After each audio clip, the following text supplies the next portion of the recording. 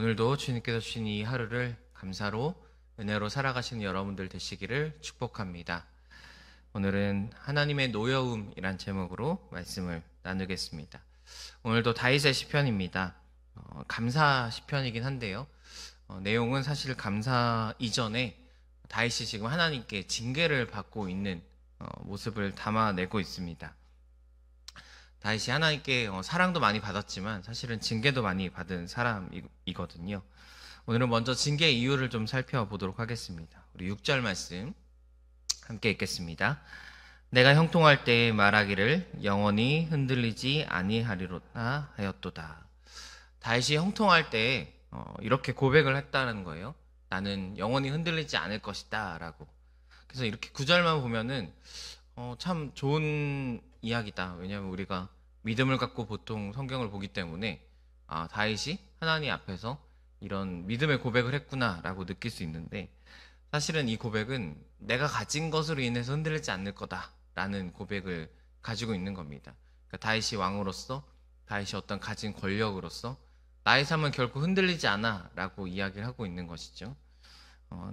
자신에게 어떤 그 힘과 권력을 주신 하나님을 의지해서 내가 흔들리지 않겠다라고 고백하는 게 아니라, 하나님은 사라져 있고 하나님이 주신 것만 남아서 그것으로 인해서 나는 흔들리지 않아 라고 이야기를 하고 있는 것입니다. 하나님을 중요시하는 삶이 아니라 하나님이 주신 것, 어떤 창조주보다 창조물을 훨씬 더 중요하게 여기는 다윗의 삶 가운데 하나님께서 이제 징계를 내리시는 거예요. 하나님께 징계하시는 방식을 살펴보겠습니다. 7절 말씀입니다. 함께 읽겠습니다. 여호와여, 주의 은혜로 나를 산같이 굳게 세우셨더니 주의 얼굴을 가리심에 내가 근심하였나이다. 하나님은 다윗을 하나님을 발견할 수 없도록 얼굴을 가리셨다라고 이야기합니다.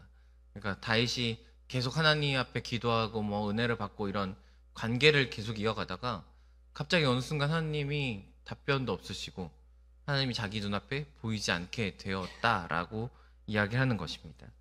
하나님은 참 여러 가지 방법으로 우리를 징계하시고 또 우리를 훈련하고 다듬어 가시지만, 그중에 한 가지 방법이 하나님과 우리의 교제를 빼앗아 가신다라는 거예요.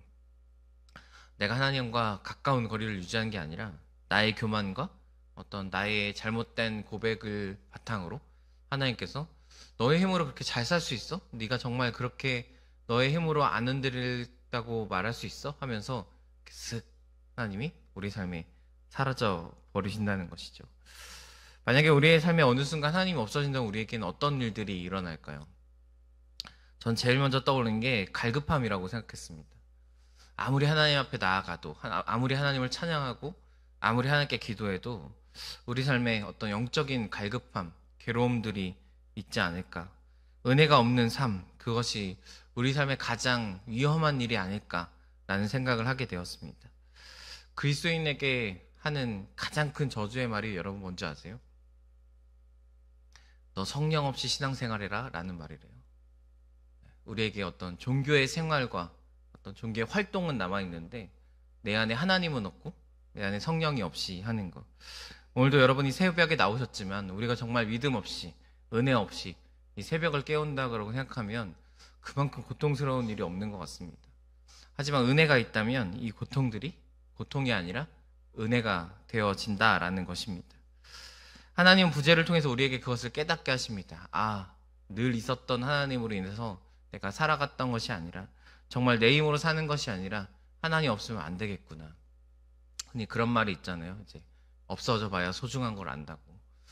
우리의 가족이나 우리 옆에 있는 사람들이나 내가 가진 것들이나 평소에는 잘 뭔가 우리에게 도움이 되는 중요한 걸 잃어버린 그런 삶을 살다가 멀어지거나 사라지거나, 혹은 우리가 외국에 나가면 우리나라가 얼마나 소중한지 이런 것들을 많이 깨닫게 된다고 하는데, 하나님도 우리에게 그런 징계를 내리신다라는 것입니다. 하나님이 내 삶에 없으면 안 되는구나, 내 힘으로 사는 게 아니구나, 이걸 깨닫게 하시는 것이 오늘 하나님의 징계의 모습입니다.